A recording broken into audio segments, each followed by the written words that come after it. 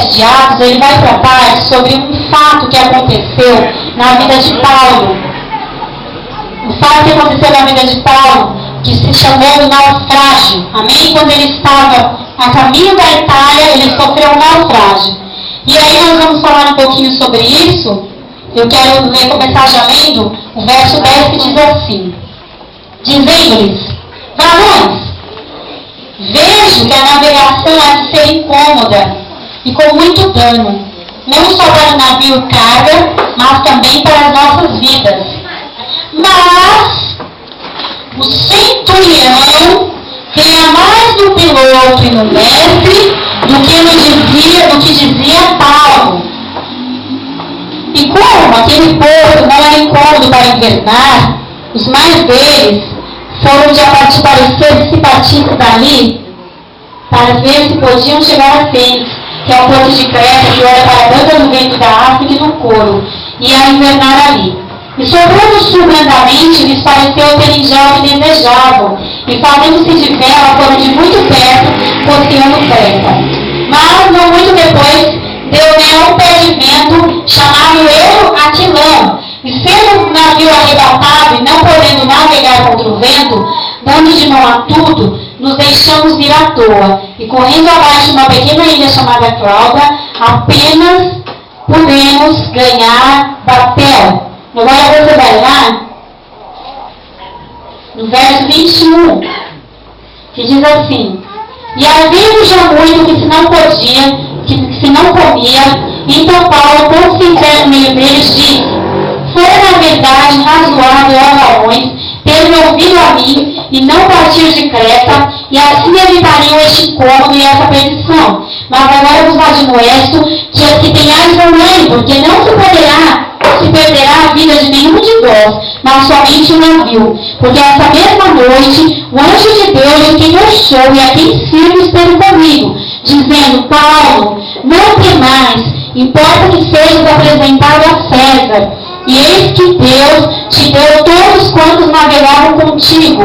Portanto, ó varões, tende bom ânimo, porque creio em Deus que há de acontecer assim como a mim me foi dito.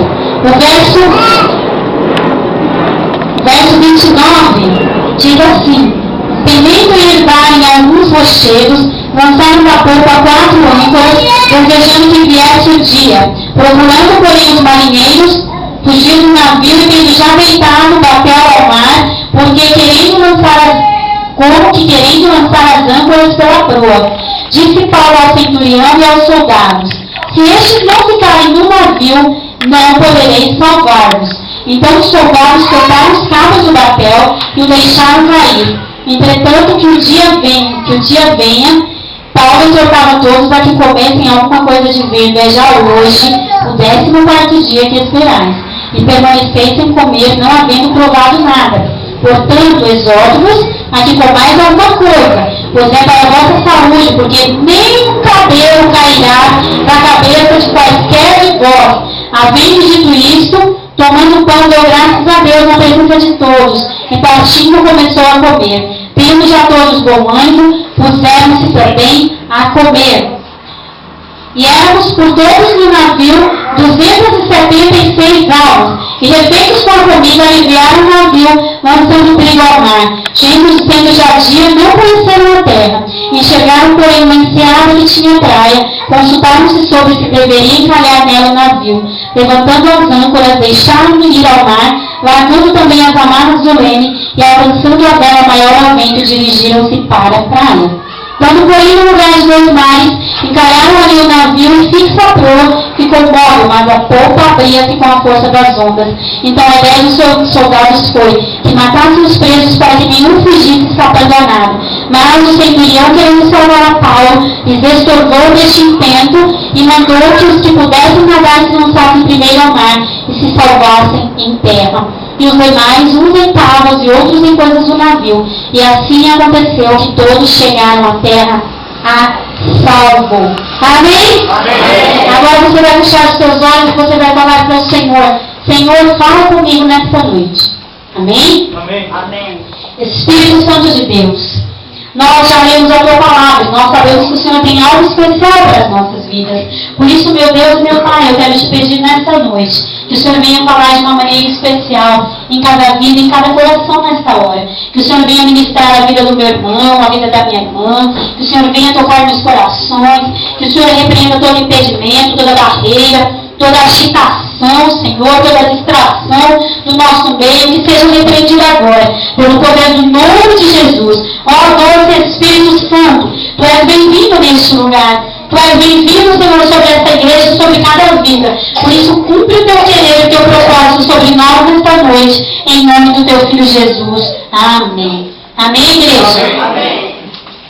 O apóstolo Paulo, irmãos, era um homem que foi chamado por Deus para pregar o Evangelho, para espalhar o Evangelho pela Europa, pela Ásia. E ele foi junto.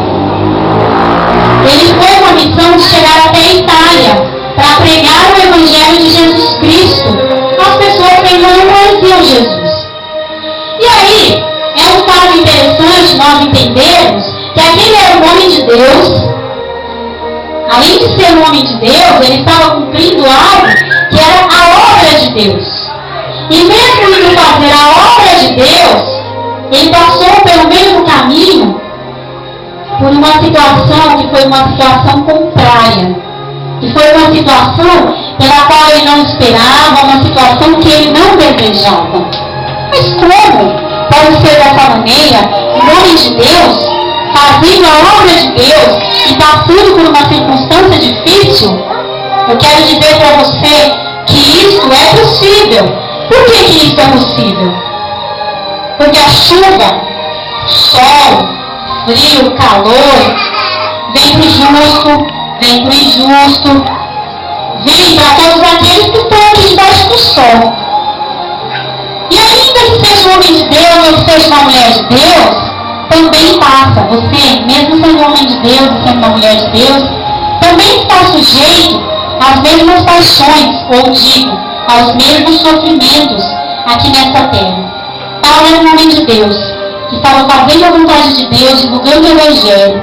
Mas quem conhece a vida de Paulo sabe que ele passou por muitos imprevistos, passou por muitas tribulações, por angústias, por problemas, porque ele, mesmo fazendo a vontade de Deus, como disse, estava sujeito às aflições desta terra.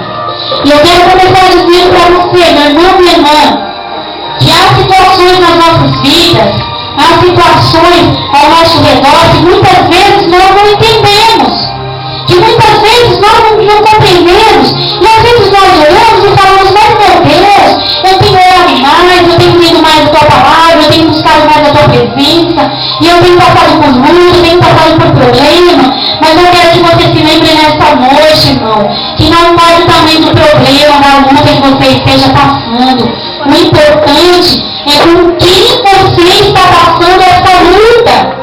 É com quem você está passando essa tribulação. Porque muitos estão por aí passando por lutas e por problemas, mas não tem onde se segurar, não tem onde se firmar, não tem em quem crer. Porque não tem uma relação íntima com o Senhor Jesus. Porque não tem uma relação íntima com Deus. Porque não anda realmente em intimidade com Deus. E Paulo, irmão, passou pela luta, passou pelo problema, mas como ele era um homem de Deus, como ele era um servo de Deus, o Senhor avisou Paulo que ele passaria por aqueles problemas, que ele passaria por aquelas lutas, por aquelas dificuldades, e ele não estava desapercebido diante daquela luta que ele passaria. Em nenhum momento, irmãos, nós vemos Paulo desesperado, perder a cabeça. Sabe, não sei se vocês já viram, tem um prédio, o tio teve um prédio, acho que é o prédio Joelma, foi o edifício Joelma, que há muitos anos atrás se incendiou. Se quiser, vão levar ela para tomar uma aguinha ali, tá bom? Fica à vontade. Que há muito tempo se incendiou. E aí no filme a gente vê tantas pessoas se jogando do prédio, desesperadas. Lá no filme Titanic, quem que já assistiu Titanic? É um filme muito